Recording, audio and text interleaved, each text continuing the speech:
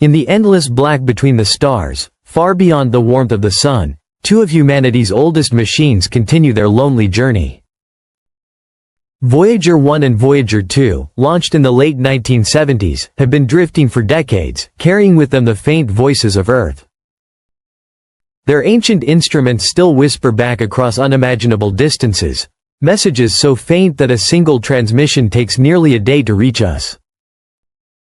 For years, these signals were steady and predictable, fading only with age. But recently, those whispers began to change. They carried anomalies, patterns that defied the rules of physics, movements that no natural body should make, and a chilling suggestion that we might not be the only ones navigating the deep. At first, it was Voyager 1 that caught it. A faint flicker buried in its telemetry, so subtle it could have been dismissed as noise. NASA's engineers thought it was just interference, the kind caused by cosmic rays or background static. But one researcher, Dr. Eliza Cara, noticed something strange. This wasn't random. It was a reflection, an echo of light that moved in a way no debris should. It curved, it accelerated, and most disturbingly, it remained steady, as if under control. Soon, Voyager's plasma sensors confirmed her suspicion. The object's path was deliberate. Not a comet, not an asteroid, not dust. Something was guiding it. As debates raged over the data, Voyager 2, millions of miles away, traveling along a completely different path, sent back its own confirmation. Nearly identical readings, magnetic fluctuations, plasma shifts, and a faint structured pulse signature that matched Voyager 1's anomaly exactly. Two spacecraft, separated by such immense distance, detecting the same impossible event.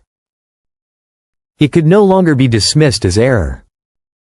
This was real. The European Space Agency's analysts compared it to two lighthouses spotting the same distant ship. NASA escalated the situation to a classified alert, reserved for phenomena with no scientific explanation.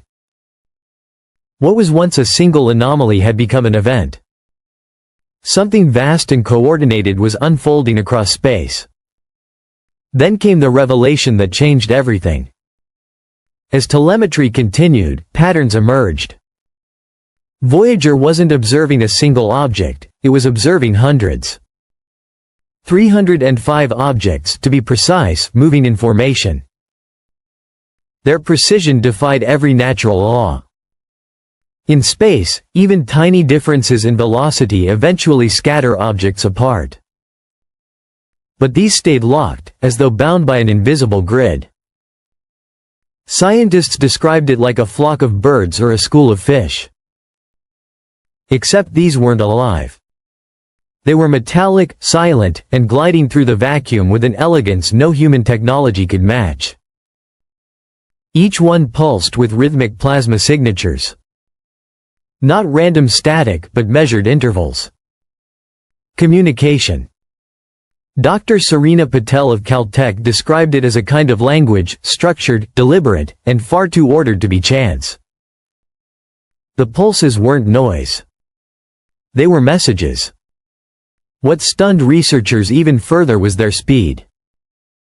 Doppler shift data revealed that some of these objects were moving faster than the escape velocity of the Milky Way itself. That should be impossible. No rockets, no engines, no flares of propulsion. They weren't pushing through space. They were bending it. Dr. Elena Reyes, a theoretical physicist, compared it to surfing, using the very fabric of spacetime as their current.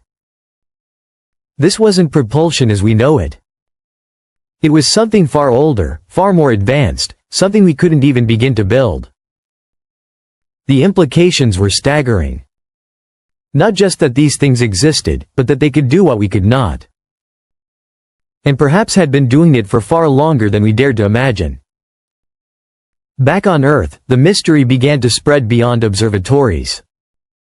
Amateur radio operators, hobbyists with old receivers and antennas pieced together in backyards, started reporting strange static patterns. Faint, rhythmic signals unlike anything they had ever recorded before. At first, no one paid attention. But then reports started matching up, from different continents, all describing the same structured pulses. And disturbingly, those signals always seemed to peak at the same time Voyager's anomalies were strongest. Coincidence was no longer an option. This raised a terrifying possibility. If amateurs on Earth could detect the echoes, then whatever was out there wasn't just being observed, it was broadcasting. Reaching across the void, touching our world directly. And if both Voyagers, traveling millions of miles apart, had seen the same swarm, then Earth wasn't just a bystander. It was within the range of whatever was happening. Questions piled up faster than answers. Were these objects probes? A fleet? A system that had always been there, only now brushing against our fragile machines? Or were they something else entirely, beacons, signals, a network woven through space itself? NASA remains silent on what their latest readings show. But inside closed rooms, scientists are asking the one question no one wants spoken aloud. What if the Voyagers didn't discover something new at all? What if they simply stumbled into something that had always been watching? And if that's true, then maybe the Voyagers didn't send the first message. Maybe they answered